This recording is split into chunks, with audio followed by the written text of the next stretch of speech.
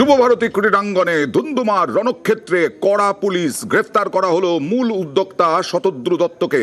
আর তদন্ত কমিটি গড়ে দিলেন মুখ্যমন্ত্রী মমতা বন্দ্যোপাধ্যায়। এক্স স্যান্ডেলে ক্ষমাও চাইলেন মুখ্যমন্ত্রী মমতা বন্দ্যোপাধ্যায়।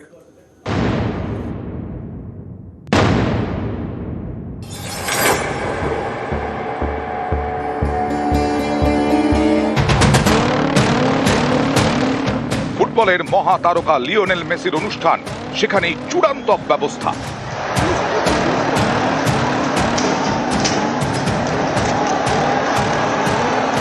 ফুটবলের রাজপুত্রকে দেখতে না পেয়ে সল্টলেকের যুবভারতী স্টেডিয়ামে তাণ্ডব চালালো ক্ষুব্ধ জনতা।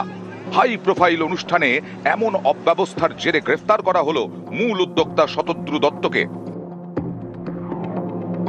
So he's been arrested. Arrested again. He's been arrested. So he's been arrested. Arrested again. He's been arrested. So he's been arrested. Arrested again. He's been arrested. মেসির অনুষ্ঠানে অব্যবস্থা নিয়ে তীব্র ক্ষোভ প্রকাশ করেন মুখ্যমন্ত্রী মমতা বন্দ্যোপাধ্যায়। সোশ্যাল মিডিয়ায় লেখেন, সল্টলেক স্টেডিয়ামে এই অব্যবস্থা দেখে আমি বিস্মিত। লিওনেল মেসিকে এক ঝলক দেখতে জড়ো হয়েছিলেন হাজার হাজার ফুটবল প্রেমী। আমিও রওনা হয়েছিলাম স্টেডিয়ামের পথে। দুর্ভাগ্যজনক এই ঘটনার জন্য আমি লিওনেল মেসি এবং অসংখ্য ফুটবল প্রেমীর কাছে ক্ষমা প্রার্থী। যুবভারতীতে হওয়ায় বিশৃঙ্খলার তদন্তেরও নির্দেশ দেন মুখ্যমন্ত্রী। সোশ্যাল মিডিয়ায় লেখেন, অবসরপ্রাপ্ত বিচারপতি অসীম কুমার রায়ের নেতৃত্বে তদন্ত কমিটি গঠন করছি। কার দায় তা নিশ্চিত করবে এই তদন্ত কমিটি। এদিনই বৈঠকে বসে এই তদন্ত committee.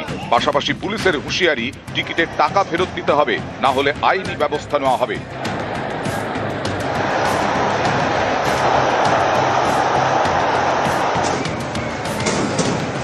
The government has already constituted a committee which will look into all the aspects. The organizers will come through as far as that return of ticket is concerned. They're giving in writing, but we'll make sure that they return, otherwise legal action will be taken. ফুটবলের নায়ককে এক ঝলক দেখতে হাজার হাজার মানুষের ভিড়। সকাল থেকে স্টেডিয়ামের বাইরে দীর্ঘ লাইন, যার শেষটা হলো বিশৃঙ্খলা ভাঙচুর দিয়ে। গ্রেফতার হলেন উদ্যোক্তা।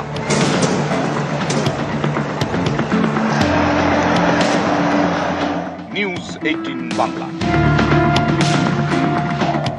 আর আজকে সন্ধ্যেতেই তো বসার কথা বৈঠকে 3 সদস্যের গুরুত্বপূর্ণ কমিটির, উচ্চ পর্যায়ের কমিটির, যা তদন্ত কমিটি গড়ে দিয়েছেন মুখ্যমন্ত্রী মমতা বন্দ্যোপাধ্যায়। কথা বলবো প্রতিনিধি সোমরাজের সঙ্গে। সোমরাজ, বৈঠকে কি বসেছে তদন্ত কমিটি? তদন্ত কমিটির বৈঠক শুরু হচ্ছে কিছুক্ষণ আগে থেকেই তদন্ত কমিটির সদস্যরা বৈঠকে বসেছেন।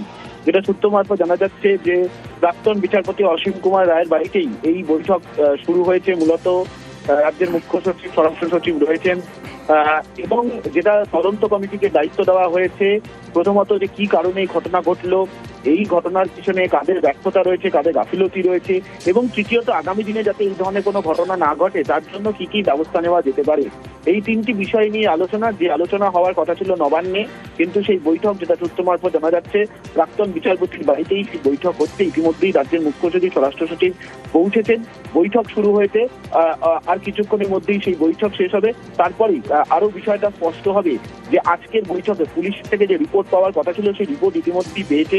তুমি জানো, ইতিমধ্যেই থানায় এফআইআরও দায়ের করেছে স্বতঃপ্রণোদিতভাবে রাজ্য পুলিশের তরফে, যেটা ইতিমধ্যেই নির্দেশ দেওয়া হয়েছিল যাতে এফআইআর করা হয় দ্রুত, এবং সেই মোতাবেক এফআইআর করা হয়েছে। সেই এফআইআর করার পর পুলিশের যে প্রাথমিক রিপোর্ট, সেই প্রাথমিক রিপোর্ট নিয়ে আলোচনা, এবং এক্ষেত্রে কার কার গাফিলতি রয়েছে বা তদন্ত কমিটি তরফে তদন্তের স্বার্থে কাউকে ডাকা হবে নাকি, সেই নিয়েই মূলত আজ এই পর্যালোচনা চলছে। একদম কার কার গাফিলতি রয়েছে, কি দেখায় তদন্ত কমিটি, সেদিকে আমাদের নজর থাকবে। আজ কিছুক্ষণ আগেই রাজ্যপাল সিভি আনন্দ বোস, তিনি যুবভারতী ক্রীড়াঙ্গনে গিয়েছিলেন। তিনি আগেই জানিয়েছিলেন যে তিনি যুবভারতী ক্রীড়াঙ্গন পরিদর্শনে যাবেন। আজকে পরিদর্শনে গিয়েছিলেন। এর আগেই রাজ্যপাল সিভি আনন্দ বোস তিনি ক্ষোভ প্রকাশ করেন, তিনি দ্রুত গ্রেফতারের দাবি করেন এবং টিকিটের টাকা ফেরত দেওয়ারও তিনি দাবি তোলেন। কি বললেন সিভি আনন্দ বোস, বলেছিলেন দেখুন। Immediately arrest the organizer. Refund the money to the common men who paid for the tickets. Government should have a standard operating procedure for such large congregations which take place in the city. We see lack of management. lack of planning, lack of supervision here. These things are to be taken care of. The police have failed the people of Bengal. The police have failed the government. And secondly, where are the police? Bengal is shocked.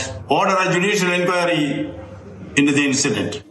ব্যবস্থা পরিকল্পনা তত্ত্বাবধানের অভাব ছিল, রাজ্যপাল CV আনন্দ বোস অভিযোগ তুললেন। আর এই মুহূর্তে সিভি আনন্দ বোস যুব ভারতী ক্রীড়াঙ্গনে কথা বলবো প্রতিনিধি অমিতের সঙ্গে। অমিত, কোন কোন বিষয়গুলি দেখতে পাচ্ছেন, আদৌ দেখতে চাইছেন সিভি আনন্দ বোস? দেখুন, 10 মিনিটের উপর সময় হয়ে গেছে বা অতিক্রম করে গেছে।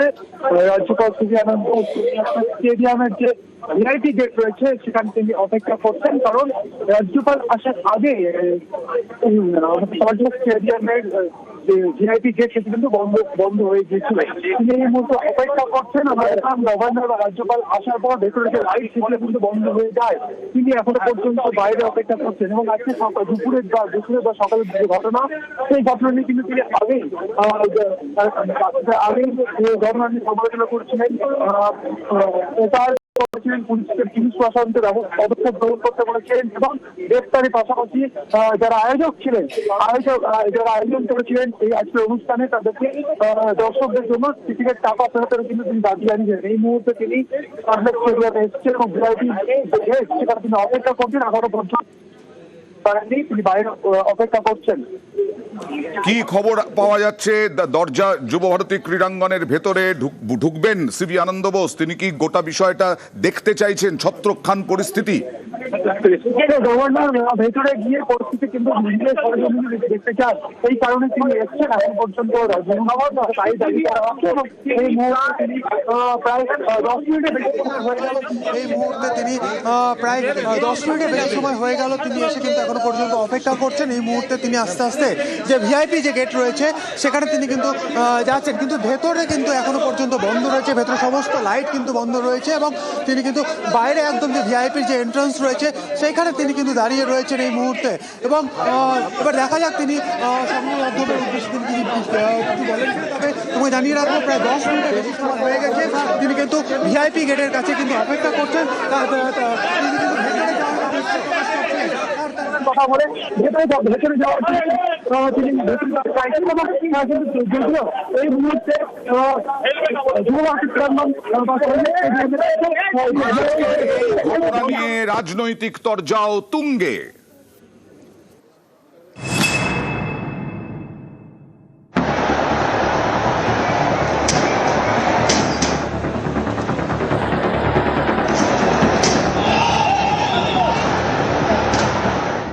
লিওনেল মেসির অনুষ্ঠানে নজিরবিহীন বিশৃঙ্খলা, ভাঙচুর, আগুন, রণক্ষেত্র যুব ভারতী। স্টেডিয়ামের অশান্তিতে ঢুকে পড়ল রাজনীতির রঙও। শনিবার যুব ভারতীর অন্দরে যখন ভাঙচুর চলছে তখন দেখা গেল এই গেরুয়া পতাকা, যা নিয়ে শুরু হয়েছে রাজনৈতিক চাপানুতোর।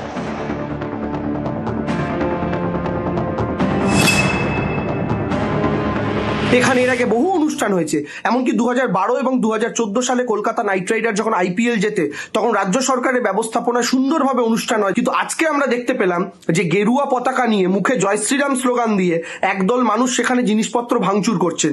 দেখুন, প্রচুর মানুষ ছিল, প্রত্যেকে কিন্তু ভাঙচুরের সঙ্গে যুক্ত নন। বিজেপি রাজ্যকে বদনাম করার জন্য যে কোনো স্তরে যেতে পারে, তাই ভাঙচুরটা কারা করলো এটাও তদন্তের আওতায় আসা প্রয়োজন আছে। তৃণমূল এরকম ভিডিও ছেড়েছিল, গলায় গেরুয়া ফেটি দিয়ে সুকান্ত মজুমদার গো ব্যাক বলা, ফাঁস হয়ে যাওয়া স্ট্র্যাটেজি। এখন যেখানে যা হবে একটা গলায় গেরুয়া উত্তরীয় নিয়ে নেবে, একটা গেরুয়া পতাকা নিয়ে জয় শ্রীরাম বলে চেঁচাবে। তৃণমূলই করেছে। যদি জয় শ্রীরাম স্লোগানই দেওয়ার ছিল, ঘটনা ঘটার পর কেন জয় শ্রীরাম স্লোগান দিচ্ছে? পুরোটাই প্ল্যান করে করা। এবং যদি সঠিকভাবে তদন্ত দেয় কোনো নিরপেক্ষ সংস্থাকে, সুজিত বসু আর অরূপ বিশ্বাস এই দুজনের ফোন ট্র্যাক করলেই পেয়ে যাবে কি কার নির্দেশ হয়েছে, কখন নির্দেশ দেওয়া হয়েছে, কে করে। যুব ভারতীতে বিশৃঙ্খলায় কড়া অবস্থান নিয়েছে রাজ্য প্রশাসন। গ্রেফতার করা হয়েছে অনুষ্ঠানের মূল উদ্যোক্তা শতদ্রু দত্তকে। টিকিটের টাকা ফেরত দেওয়ার নির্দেশ দিয়েছে পুলিশ। তাতেও অবশ্য রাজনীতির উত্তাপ কমেনি।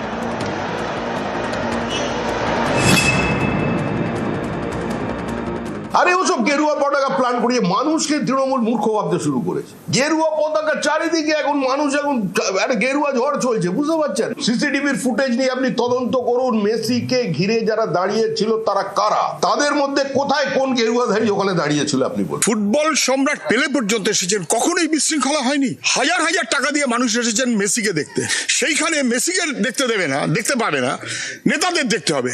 মানুষ কেন পছন্দ করবে? কিছু রাস্কেল সংগঠনের ব্যবস্থা করেছে, এর দায় পুরোপুরি নিতে হবে সরকারের যারা বাধা। মেসি কি এসেছিল অরূপ বিশ্বাসের কোলে কোলে ঘুরতে? আরে টিকিট বিক্রি করেছে। আপনারা যাদের পারমিশন দিয়েছেন ওই শতদ্রু দত্ত এবং তার ওই গোষ্ঠী, কলকাতা পুলিশের কেন মনে হয়নি শতদ্রু দত্তর ইনিশিয়েটিভের সঙ্গে বসে আলোচনা করতে?